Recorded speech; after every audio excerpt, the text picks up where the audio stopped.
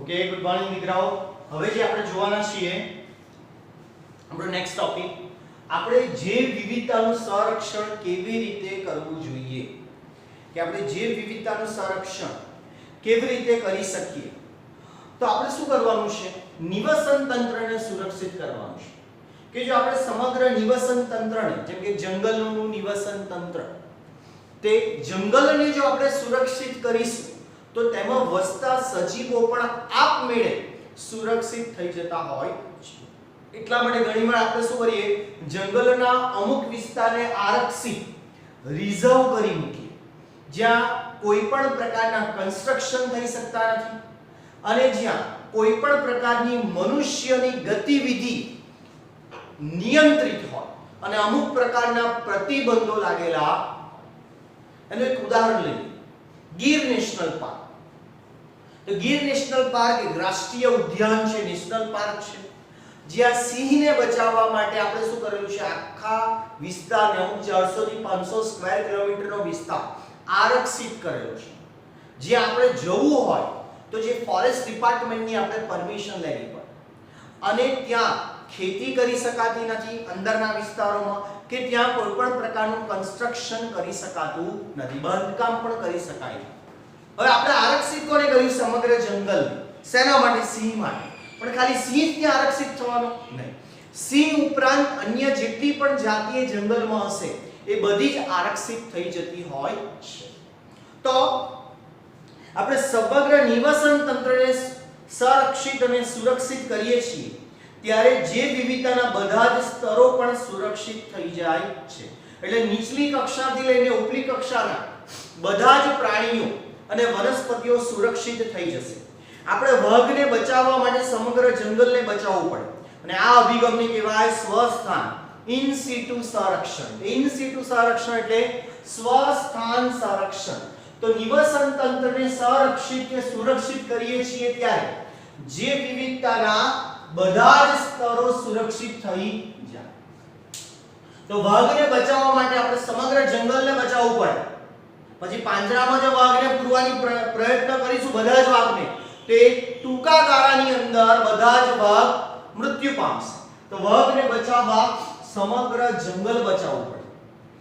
આ અભિગમને કહેવાય સ્વસ્થાન, ઇન સિટુ સંરક્ષણ. ઇન સિટુ એટલે જે જગ્યાએ સિંહ અસ્તિત્વમાં છે, જેમ કે મધ્યપ્રદેશમાં વાઘ અસ્તિત્વમાં છે, તો એ લોકોના જ્યાં સૌથી વધારે વસ્તી છે એ વિસ્તારને શું કરવાના, આરક્ષિત કરી દેવાનું, રિઝર્વ કરી દેવાનું.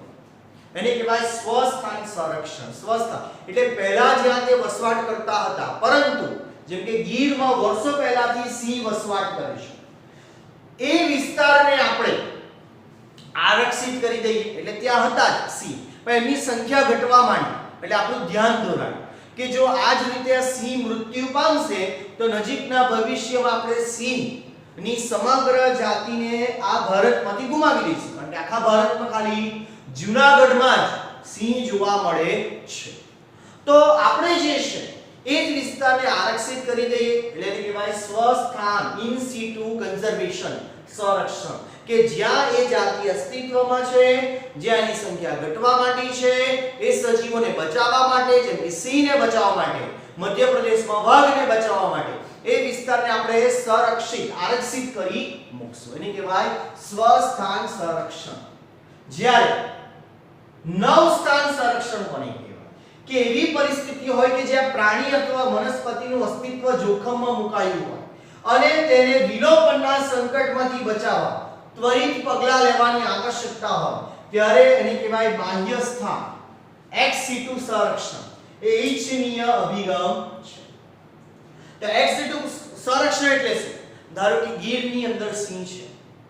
હવે ગીરની અંદર રેલ આવી ગઈ, કોઈ રોગ લાગી ગયો, તો હવે શક્યતા છે કે એક સાથે સમૂહમાં બધા જ સિંહનો વિલોપન થઈ શકે અને એ જાતિને આપણે ગુમાવી દઈએ. તો ત્યારે આપણે શું કરીએ કે અમુક સિંહની સંખ્યા, જેમ કે 20-25 સિંહને ત્યાંથી આપણે મધ્યપ્રદેશના જંગલમાં છોડી દઈએ. એટલે જો વિલોપન થાય તો ધારો કે જૂનાગઢ ગીરમાં થાય, પણ મધ્યપ્રદેશના જંગલમાં જે આપણે સિંહને જૂનાગઢમાંથી લઈને મૂક્યા છે બચી જશે અને ત્યાં ભવિષ્યમાં આપણે એની સંખ્યા વધારી શકીએ. એટલે એને કહેવાય કે સિંહને જેમ કે અન્ય કોઈ પ્રાણીને એક જગ્યાએથી ઉઠાવીને કોઈ નવી જગ્યાએ મૂકવા અને ત્યાં એની સંખ્યામાં વધારો કરવાનો હોય એને કહેવાય નવ સ્થાન સંરક્ષણ. બાહ્ય સ્થાન એટલે કે નવી જગ્યાએ લઈ જઈને એમને આરક્ષિત પ્રદેશમાં ઉછેરીને તેમની સંખ્યા વધારવી એને કહેવાય નવ સ્થાન અથવા બાહ્ય સ્થાન ex situ સંરક્ષણ. તો તમને ખબર પડી ગઈ હશે તફાવત પણ પૂછાય in situ ex situ conservation.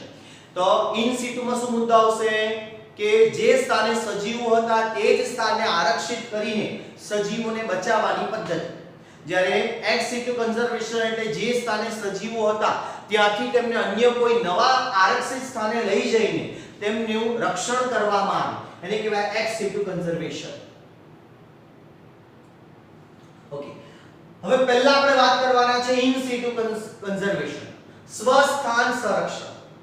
તો સ્વસ્થાન સંરક્ષણ એટલે છે કે વિકાસ તથા સંરક્ષણની વચ્ચેના સંઘર્ષનો સામનો કરવા છતાં પણ ઘણા રાષ્ટ્રોને અવાસ્તવિક લાગે છે અને તેમની તમામ જૈવિક સંપદાનું સંરક્ષણ કરવાનું આર્થિક રીતે વ્યવહારિક પણ લાગતું નથી. નિશ્ચિતપણે જેટલા સંરક્ષણના સ્ત્રોતો ઉપલબ્ધ છે તેનાથી વિલોપનમાંથી બચવાની રાહ જોતી જાતિઓની સંખ્યાને બચાવવી દૂરની વાત છે. તો બધા જ દેશોને પોતાના બધા જ વિસ્તારોને સંરક્ષિત કરવા, આરક્ષિત કરવા એ આર્થિક રીતે પરવડતું નથી, આર્થિક રીતે પોસાય નહીં. એટલા માટે ઘણા બધા દેશોના લોકો માનતા પણ નથી કે આપણે આ બધા વિસ્તારોને આર્થિક આટલો બધો ખર્ચો કરીને બચાવીએ તો પછી ત્યાંની જે નાશ પામી રહેલી નાશપ્રાય જાતિઓની બચવાની શક્યતા તો કોઈ છે નહીં. વૈશ્વિક આધાર પર આ સમસ્યા શ્રેષ્ઠ સંરક્ષણવાદીઓ દ્વારા સંબોધવામાં આવે છે. તેઓ મહત્તમ સુરક્ષા માટે ખૂબ જ ઉચ્ચ સ્તરોની જાતિ સમૃદ્ધિ ધરાવતા અને ઉચ્ચ પ્રમાણની એટલે કે સ્થાનિકતા. હવે સ્થાનિકતા એટલે શું? સ્થાનિકતા એટલે કે એવી જાતિઓ કે જે તે જ પ્રદેશ પૂરતી મર્યાદિત છે, અન્યત્ર બીજે ક્યાંય જોવા મળતી ન હોય એને કહેવાય સ્થાનિક જાતિ અને એને કહેવાય સ્થાનિકતા. સ્થાનિકતા એટલે કે એવી જાતિ કે જે જાતિઓ સમગ્ર વિશ્વની અંદર કોઈ નિશ્ચિત જગ્યા પર જોવા મળે છે, અન્ય કોઈ જગ્યાએ જોવા મળતી નથી. જેમ કે એશિયાટિક લાયન.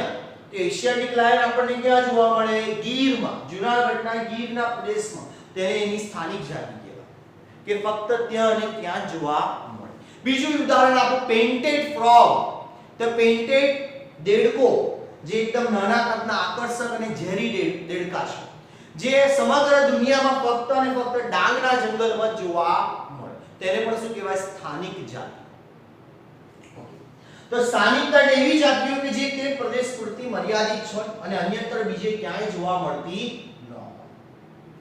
ત્યારબાદ એક નવી ટર્મ છે હોટસ્પોટ. હોટસ્પોટ એટલે ધ્યાન ખેંચતા પ્રદેશો. તો ધ્યાન ખેંચતા પ્રદેશો કોને કહેવાય? કે એવા વિસ્તારો કે જ્યાં ઘણી બધી જૈવ વિવિધતા છે અને ખૂબ જ ઝડપથી ત્યાં જૈવ વિવિધતા નાશ પામી રહી છે. જો એ વિસ્તારમાં રહેલી જૈવ વિવિધતાને આપણે બચાવવી હોય તેના માટે હોટસ્પોટ તરીકે ડિક્લેર કરવામાં આવે અને એ વિસ્તારોને આરક્ષિત કરવામાં આવતા હોય છે. તો હોટસ્પોટ એટલે ધ્યાન ખેંચતા પ્રદેશો, જૈવ વિવિધતાને આધારે ધ્યાન ખેંચતા પ્રદેશો.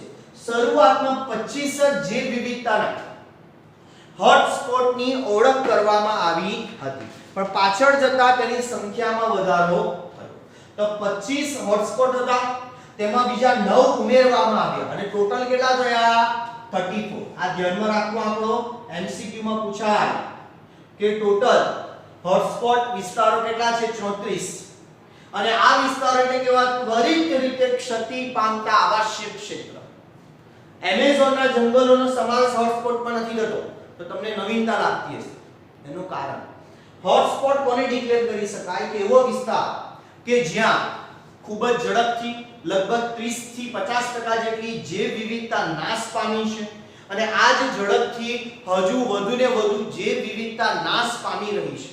એટલે એ વિસ્તાર એ ધ્યાન ખેંચતો પ્રદેશ કહેવાશે, એને હોટસ્પોટ તરીકે ઓળખવામાં. પરંતુ ખાસ ધ્યાન રાખજો, એ હોટસ્પોટ તો છે કે ધ્યાન આકર્ષિત કરતા પ્રદેશો પણ છે પણ એમેઝોનનું જંગલ કેમ નથી કે ત્યાં એટલી બધી ઝડપથી આ વિસ્તારો જે છે નાશ પામી રહ્યા નથી. એટલે આથી તેનો સમાવેશ જે છે એમેઝોનના જંગલનો સમાવેશ હોટસ્પોટની અંદર કરવામાં આવ્યો નથી. એટલા માટે મોટા પ્રમાણમાં બધી કોન્ટ્રોવર્સી પણ ચાલે છે કે આવું હોવું જોઈએ નહીં, પણ છે નિયમ એવો છે. ઓકે, ભારતની અંદર વાત કરીએ, ધ્યાન રાખજો MCQ માં પૂછાય તો ભારતની અંદર લગભગ 3 હોટસ્પોટ છે ભારતની અંદર. જેમ કે પશ્ચિમ ઘાટ અને શ્રીલંકાનો વિસ્તાર. તો ભારતનો તમને નકશો ખબર જ છે, જેમ કે આ સાઉથ ઇન્ડિયાનો વિસ્તાર જોઈએ તો પશ્ચિમ ઘાટ અને આ શ્રીલંકાનો નીચે જે છે ખબર છે શ્રીલંકાનો વિસ્તાર, તેના અમુક વિસ્તાર કે આ પશ્ચિમ ઘાટ અને શ્રીલંકાના વિસ્તાર જે એક હોટસ્પોટ છે. બીજો ઇન્ડો બર્મા એટલે તમને ખબર છે આ બાજુ જે છે ઈસ્ટ ભારત, ઈસ્ટ તરફ, તો અહીંયા બર્માની બોર્ડર અડે છે, તો આ જે વિસ્તાર જે છે.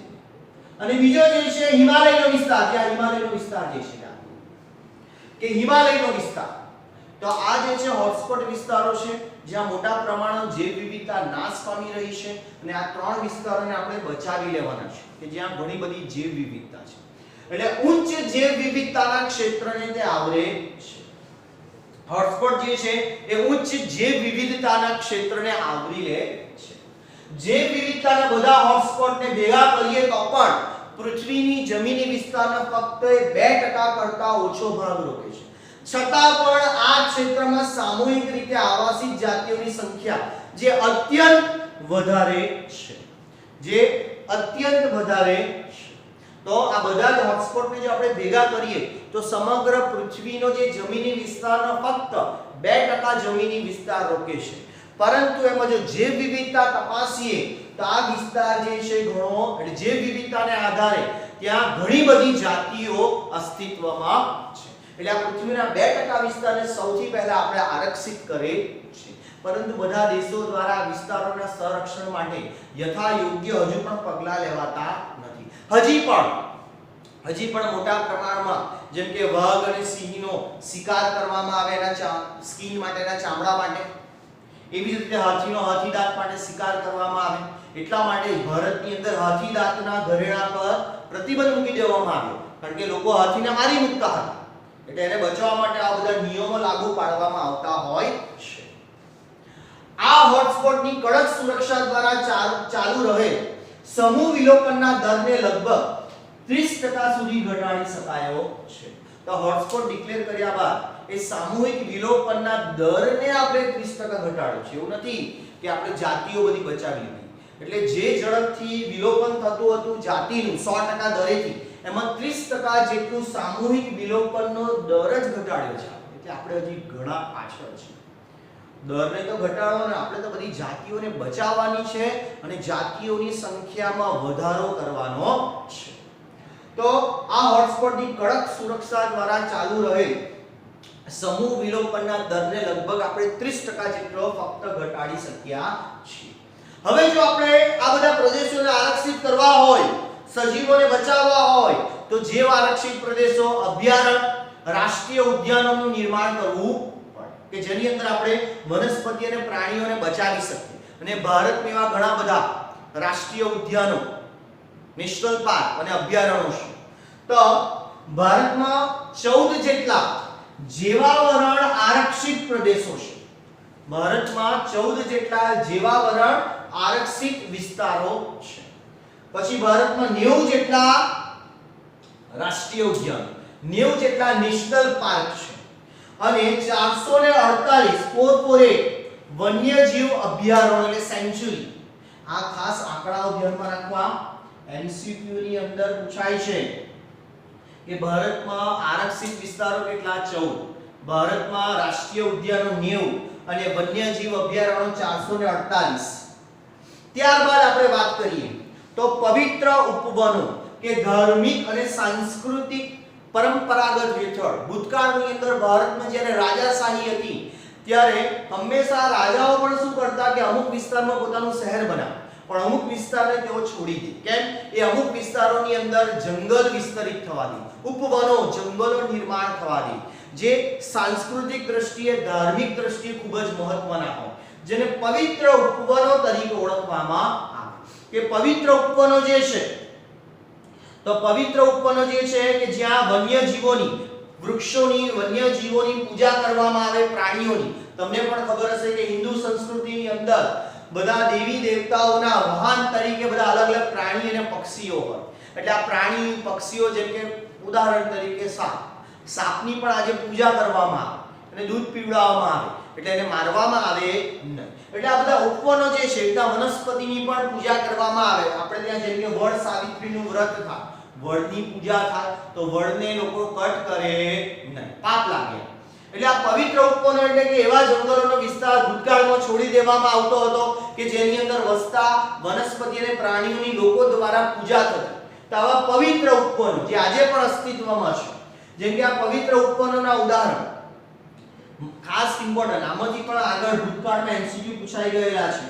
તો પવિત્ર ઉપવનો જેમ કે મેઘાલયની ખાસી અને જયંતિયાની ટેકરીઓ, પછી રાજસ્થાનની અરવલ્લીની ગિરિમાળા, અરવલ્લીની ટેકરીઓ, કર્ણાટક અને મહારાષ્ટ્રના પશ્ચિમ ઘાટના વિસ્તાર, મધ્યપ્રદેશના સરગુંજા, ચંદા અને બસ્તરના વિસ્તાર, અને મેઘાલયમાં પવિત્ર ઉપવનો આવેલા છે. આવા પવિત્ર ઉપવનો જે છે જે આપણે વાત કરી કે મેઘાલયની અંદર ઉપવનો કયા? તો મેઘાલયના ખાસી અને જયંતિયાની ટેકરીઓ, રાજસ્થાનની અરવલ્લીની ટેકરીઓ, કર્ણાટક અને મહારાષ્ટ્રના પશ્ચિમ ઘાટના વિસ્તાર, અને મધ્યપ્રદેશના સરગુંજા, ચંદા અને બસ્તરના વિસ્તારો, જ્યાં બધા પવિત્ર ઉપવનો છે, જે દુર્લભ અને સંકટમાં રહેલી ઘણી બધી જાતિઓ માટેના અંતિમ શરણાર્થી સ્થાનો છે. એટલે ઘણી બધી નાશપ્રાય જાતિઓનું ઘર છે આ બધા પવિત્ર ઉપવનો, જે અમુક પ્રકારની આખી દુનિયામાંથી નાશ પામી ગયેલી અમુક પ્રાણી અને વનસ્પતિની જાતિઓ આપણને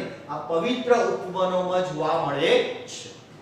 ઓકે દીકરાઓ, તો જે આપણે જે ચર્ચા કરી ગયા આ ટોપિકની અંદર કે આપણે જૈવ વિવિધતાનું સંરક્ષણ કેવી રીતે કરવું જોઈએ, તો આપણે નિવસન તંત્રને જે સુરક્ષિત કરીએ તો આપોઆપ એની અંદર રહેલા વનસ્પતિ અને પ્રાણીઓનું સંરક્ષણ કરી શકાય. પછી આપણે જોઈ ગયા સ્વસ્થાન અને નવસ્થાન, ઇન સિટુ એક્સ સિટુ કન્ઝર્વેશન. ઇન સિટુ એટલે તે જ સ્થાને સજીવનું સંરક્ષણ કરવું જ્યાં ભૂતકાળમાં હતા, અને એક્સ સિટુ કન્ઝર્વેશન એટલે પ્રાણીઓને વનસ્પતિને કોઈ નવી જગ્યાએ લઈ જઈને તેનું સંરક્ષણ કરવું, એને કહેવાય એક્સ સિટુ કન્ઝર્વેશન. પછી આપણે ડિટેલમાં ચર્ચા કરી ગયા સ્વસ્થાન સંરક્ષણ, જેમાં સ્થાનિકતાની વાત કરી ગયા, એવી જાતિ જે આખી દુનિયામાં કોઈ એક નિશ્ચિત જગ્યાએ જોવા મળે. મેં ઉદાહરણ આપ્યું તમને પેઇન્ટેડ ફ્રોગ, તો રંગબેરંગી દેડકો જે આખી દુનિયામાં ફક્ત ડાંગ વિસ્તારમાં જોવા મળે. પછી એશિયાટિક લાયનનું એક્ઝામ્પલ. પછી હોટસ્પોટની વાત કરી ગયા, ધ્યાન ખેંચતા પ્રદેશો જ્યાં ખૂબ જ ઝડપથી જૈવ વિવિધતાઓ નષ્ટ થઈ રહી છે. પછી આપણે હોટસ્પોટની વાત કરી ગયા, 3 હોટસ્પોટ, પશ્ચિમ ઘાટ અને શ્રીલંકા, ઇન્ડો બર્મા અને હિમાલયના. પછી આપણે જૈવ વિવિધતાના બધા હોટસ્પોટને ભેગા કરીએ તે જમીની વિસ્તારનો ખાલી 2% ભાગ રોકે છે, પણ ત્યાં મોટા પ્રમાણમાં જૈવ વિવિધતા છે. પછી હોટસ્પોટની કડક સુરક્ષા દ્વારા ચાલુ રહેલ સમૂહ વિલોપનના દરને આપણે 30% જેટલો ઘટાડી શક્યા છીએ. પછી આપણે જે વાત કરી ગયા, ભારતમાં 14 આરક્ષિત જૈવ આરક્ષિત વિસ્તારો છે, 90 રાષ્ટ્રીય ઉદ્યાનો છે અને 448 અભયારણ્યો છે.